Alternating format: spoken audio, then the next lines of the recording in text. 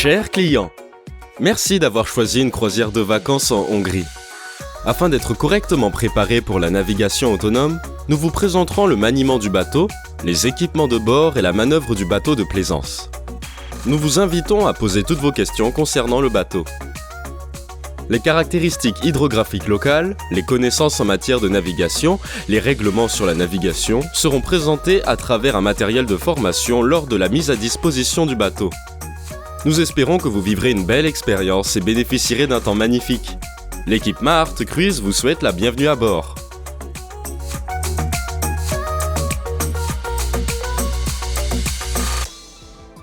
La flotte de bateaux de croisière de Mahart se compose de 20 bateaux à moteur avec des appartements flottants équipés de toutes les commodités nécessaires. Leur équipement et leur fonctionnement sont identiques, que ce soit la base de location de Kiskor ou celle de Tokai que vous allez choisir. Au port de départ, après l'administration, vous pourrez récupérer les accessoires du bateau auprès de notre collègue sur la base d'une liste détaillée et nous vous présenterons en détail leur fonctionnement. Nous pouvons confortablement monter à bord du bateau par les portes d'accès latéraux et les garde-corps arrière escamotables. Les circuits du bateau doivent être mis en service en tournant les interrupteurs principaux. Les 3 interrupteurs principaux identiques se trouvent derrière le couvercle d'ouverture, sur le côté gauche du pont arrière, à côté de la porte coulissante avant. L'emplacement des interrupteurs est marqué par des stickers. Les interrupteurs pour l'éclairage intérieur du bateau, les interrupteurs d'éclairage du salon et de la cabine sont situés sur les murs latéraux. Les éclairages du couloir et de la cabine peuvent être allumés séparément à l'aide d'un interrupteur alternatif.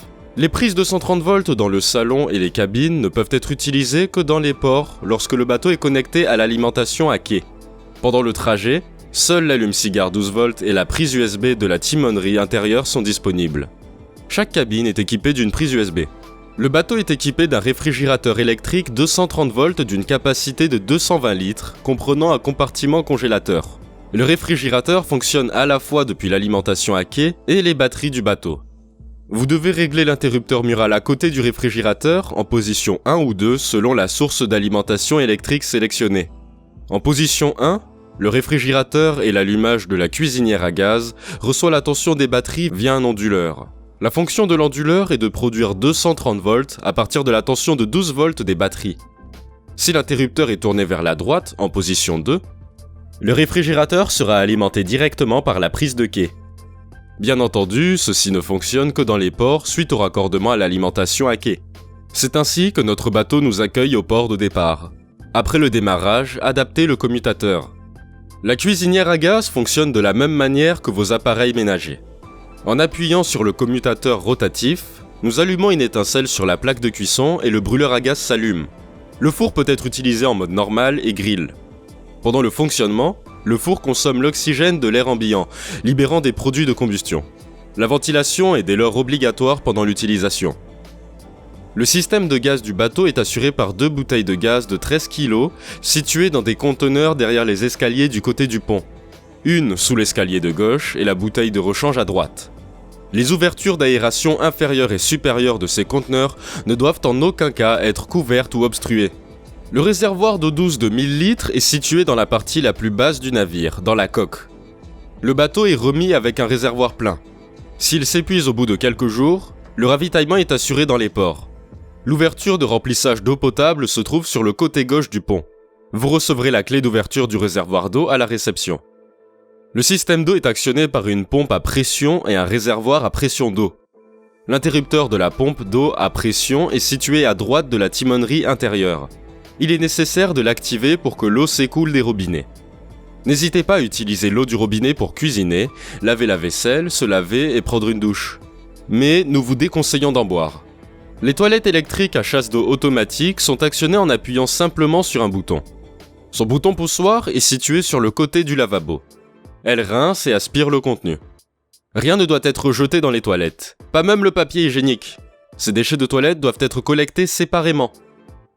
Les bateaux sont équipés de réservoirs d'eau usée assurant la collecte de matière organique conformément aux normes CE.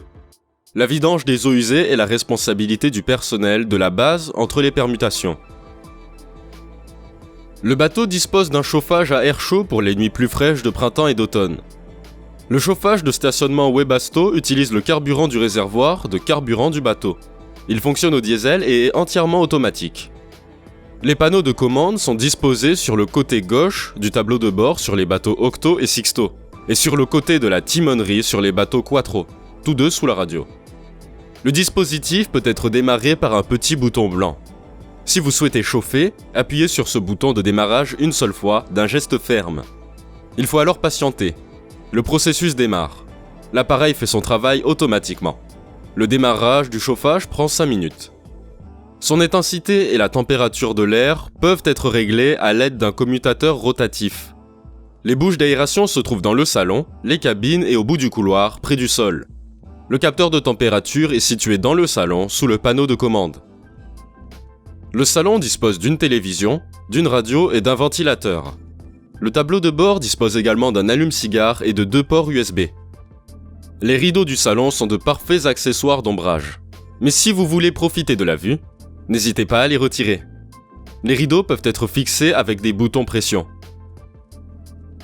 Des lits supplémentaires peuvent également être créés dans le salon en enlevant le plateau de table. Après avoir retiré les pieds en aluminium, placez le plateau de la table sur le rebord et le matelas additionnel par-dessus. Pour reformer la table du salon, retirez le matelas additionnel et après avoir inséré les pieds de support, vous pouvez remettre le plateau de table en place.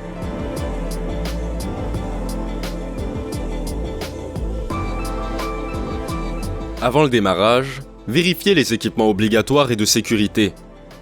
Selon la taille du bateau, 1 ou 2 bouées de sauvetage sont fixées au garde-corps du pont arrière. La bouée de sauvetage est également munie d'une corde flottante orange de 30 mètres. Facile à libérer, mais ce n'est pas un jouet. Utilisez-le strictement pour sauvetage. Il y a 2 graphes à bord. La graphe à échelle décimétrique est extrêmement polyvalente.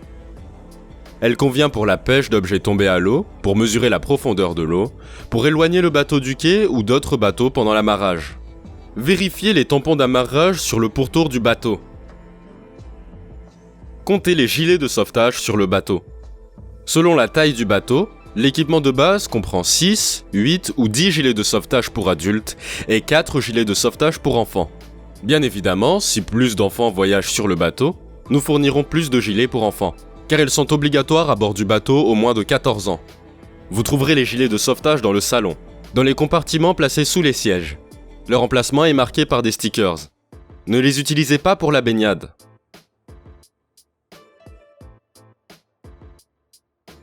Assurez-vous que les extincteurs sont en place.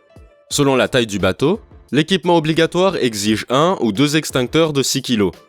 Lors de la prise en main du bateau, vous serez informé de l'emplacement et du fonctionnement de l'extincteur. Les extincteurs sont situés dans le salon et à côté du réfrigérateur.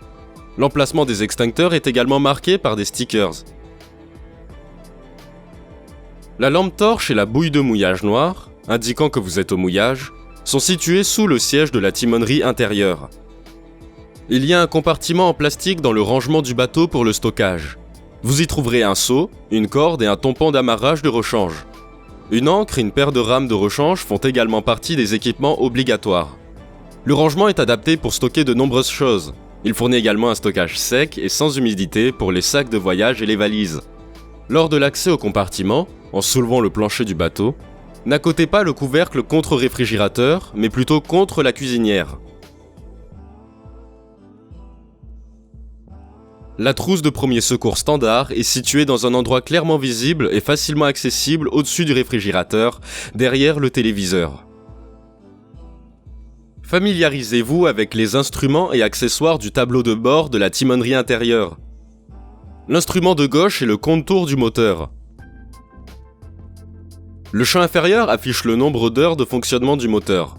Lors de la prise en main du bateau, nous relevons la position du compteur car à la fin du voyage, le carburant consommé sera facturé. L'indicateur de niveau du réservoir d'eau indique la quantité d'eau dans le réservoir. Le bateau est remis avec un réservoir d'eau plein. Le voltmètre indique l'état de charge des batteries. Le liquide de refroidissement du moteur doit indiquer environ 80 degrés. Un liquide de refroidissement trop chaud est signalé par un bip. En cas d'avertissement, ralentissez et prévenez immédiatement la base. La jauge du niveau de carburant doit indiquer un réservoir plein à la réception. Le ravitaillement est assuré par nos collègues au port de départ. L'indicateur d'angle de barre est utile pour les manœuvres dans le port et dans les zones d'eau restreintes, car il permet au navigateur de voir la position du safran. Le dernier petit instrument rond indique le niveau des réservoirs d'eau usés. Sur le côté droit du tableau de bord se trouve le contacteur d'allumage dans lequel la clé de contact doit être insérée. À côté, le bouton noir est le bouton poussoir d'allumage, démarrage. À l'extrême droite se trouve le bouton poussoir du klaxon. À côté du tableau de bord, près de la fenêtre, sur le côté droit se trouve le levier d'actionnement des essuie-glaces. Par temps pluvieux, l'essuie-glace offre une vue dégagée depuis la timonerie intérieure. Le bateau est équipé d'un ventilateur thermique à 2 étages qui permet de déshumidifier le pare-brise avec le moteur en marche. Il peut également être utilisé pour chauffer le salon pendant le trajet.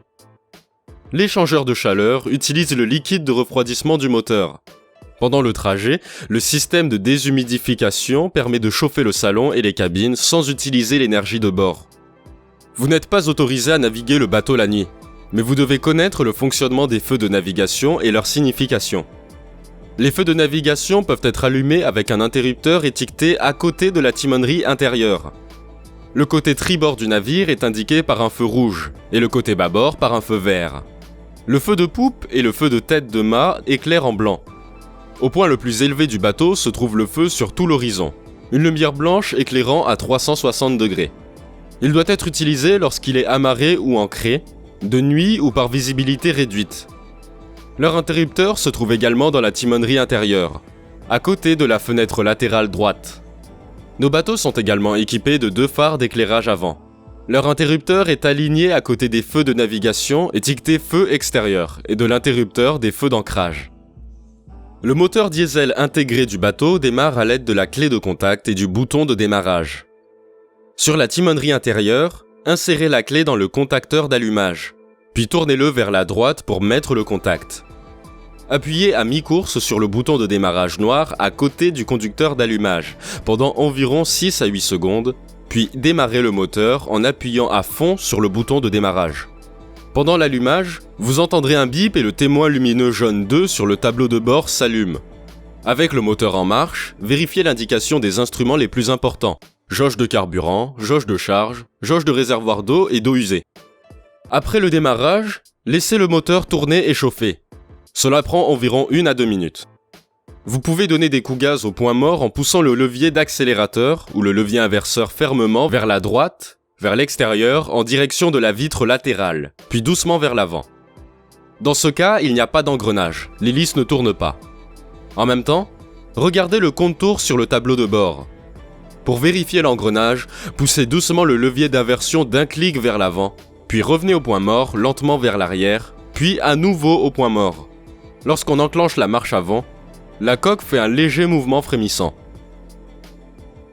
Avant de démarrer, vérifiez le fonctionnement du volant. Faites tourner le volant dans les 2 sens tout en observant l'indicateur d'angle de barre sur le tableau de bord.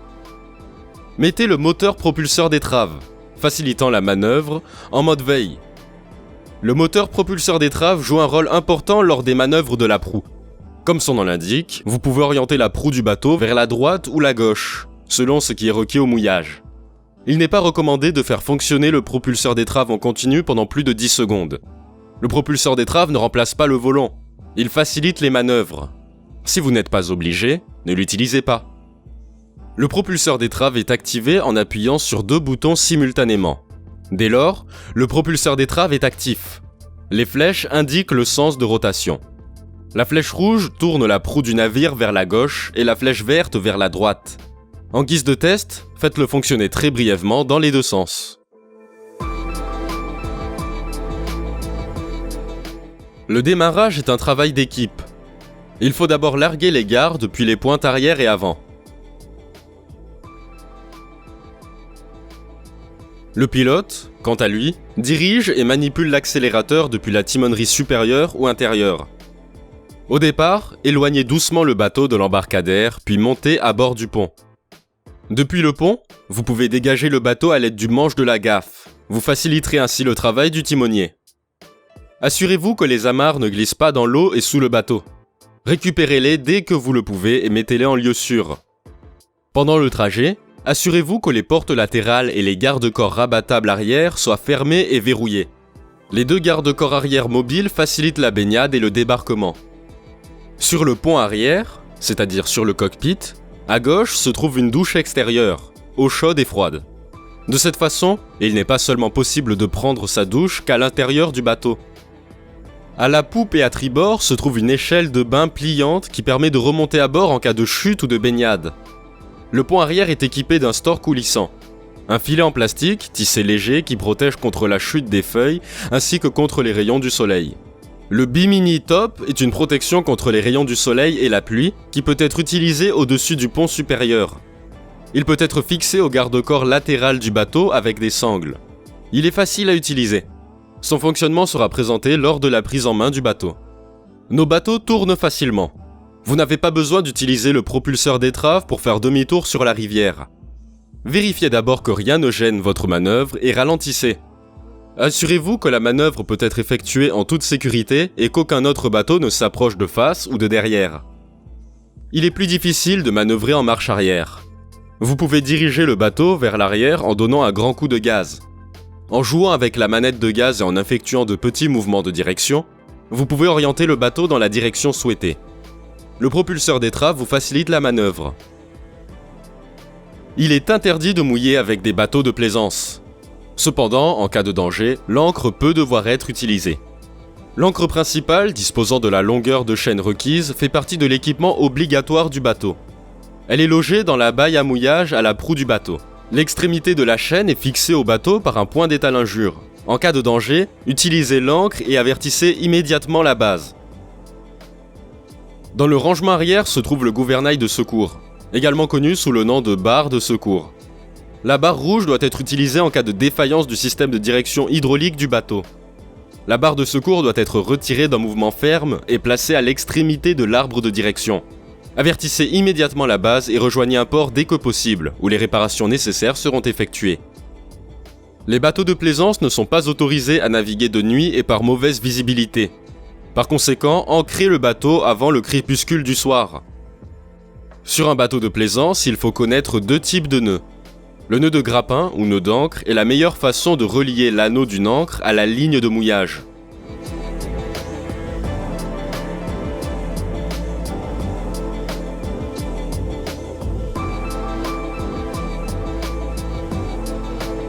Dans le domaine de la plaisance, le nœud de chaise est utilisé dans les situations d'amarrage, de prolongation de cordage, de remorquage ou d'amarrage.